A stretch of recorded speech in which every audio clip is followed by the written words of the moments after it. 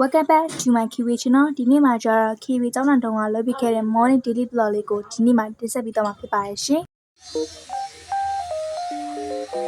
Kiwi ကျောင်းတန်တုံးကဆိုရင်မနက်ပိုင်း9နာရီခွဲ6နာရီလောက်ထပြခဲ့ပါတယ်ရှင်ဒါကကျတော့ Kiwi မျက်နှာတေးတော့တာဖြစ်ပါတယ်ရှင် Kiwi ကမနက်ပိုင်းမှာစာလောက်ရတာကိုအရင်ကြိုက်ပါတယ်မနက်ပိုင်းလောက်ရတာက Kiwi အတွက်ညံကောင်းတဲ့ချိန်ဖြစ်လို့ပါ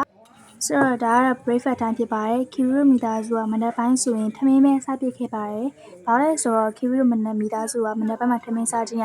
ခန္ဓာကိုယ်အတွက်ကောင်းလို့ပေါ့နော်။အခုကကျတော့ Kiwi တို့ကျောင်းသားဖို့အတွက် get ready ဆက်လုပ်ပါပြီရှင်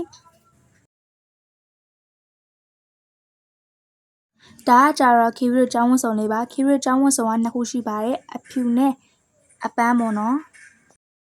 ဆိုတော့အခုကကျတော့ Kiwi ကျောင်းသားတော်ဖြစ်ပါတယ်ရှင် Thank you for watching see you next video bye guys Kiwi Kiwi